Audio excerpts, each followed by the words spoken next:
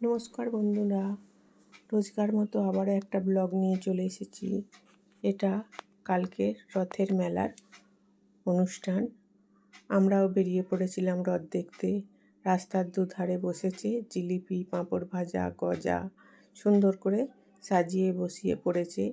আমাদের এখানে কিন্তু কালকে সারা দিন বৃষ্টি হয়েছে। 4:30 পর বৃষ্টিটা থামে। অন্ধকার আকাশ দেখুন, এখন 5:30 বাজে, একটু অন্ধকার নেমে এসেছে।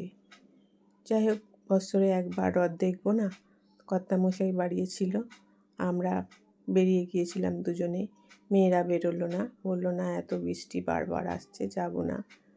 তবুও আমরা দুজনে একটুখানি বেরিয়েছি আর মেয়েদের নামে পুজোটাও দিয়ে দিয়েছি।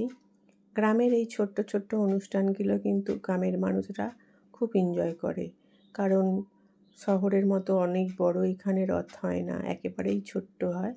আর প্রত্যেক বছরই এই রথের দড়ি টানার জন্য সব মানুষই এগিয়ে আসে। দেখুন, আমি যখন যাই তখন প্রায় লোক ছিলই না, পুরো ফাঁকা।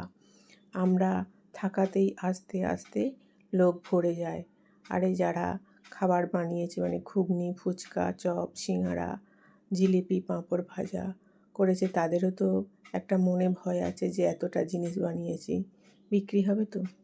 আর দূরে যে ওই বিল্ডিংটা দেখা যাচ্ছে, ওইটা হচ্ছে আমাদের শ্মশান। একই সঙ্গে এই শ্মশানের মধ্যেই আমাদের এই রথ টানাটা হয়। সবাই মিলে এখন রথ টানাটানি করছি।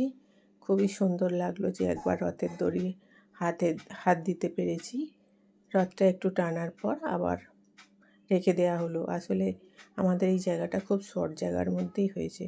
আস্তে আস্তে দেখুন কত লোক এসে গেল। সবাই চায় যে ছোটোখাটো গ্রামের এই অনুষ্ঠানে একটু অংশগ্রহণ করতে। ফুচকার লাইন, ঘুগনির লাইন, আর চপ সিঙ্গারার লাইন, তার মধ্যে জিলিপি পাঁপড় ভাজারও লাইন। দেখছেন আমাদের এখানের এই রথের মন্দিরটা দেখুন, খুব বড় না, একেবারেই ছোট্ট। খুবই ভালো লাগে, কিন্তু প্রত্যেক বছরই আমরা ছেলে মেয়ে নিয়ে যাই। এখন মেয়েরা বড় হয়েছে, আর বেরোতে চায় না, কিন্তু ওখানে গিয়ে দেখা যায় সব লোকই নিজের লোক পৌঁছে গেছে। আমরাও তাই করেছিলাম। আমরা দুজনে বেরিয়ে, আমার কর্তামশাই তো চলে গিয়েছিল এক জায়গায় অন্য জায়গায়, আমি ওখানে গিয়ে দেখি আমার অনেক চেনাজন ছিল, তাদের সঙ্গে একটু বসে গল্প করলাম, ভালোই লাগলো। প্রত্যেক দিনের এই ঘর সংসারের কাজ করতে করতে তো মানুষের বিরক্ত একটা আসে। ছোটোখাটো একটা এই আমাদের অনুষ্ঠান হলে খুবই ভালো লাগে। আর মেলায় লোক গম গম করে উঠলো, দেখুন কত লোক এসে গেছে, যে যার মতো করে আনন্দ করতে রইল। খুবই ভালো লাগছে এই অনুষ্ঠানে আসতে পেরে। আমার শরীরটা খারাপ ছিল, তবুও আমরা পৌঁছে গিয়েছিলাম।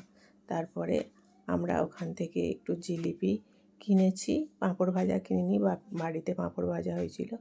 আস্তে আস্তে জিলিপি কিনে আমরা বাড়ির দিকে রওনা দিয়ে দিই। বন্ধুরা, আমার এই ব্লগ যদি ভালো লেগে থাকে প্লিজ একটু লাইক, কমেন্ট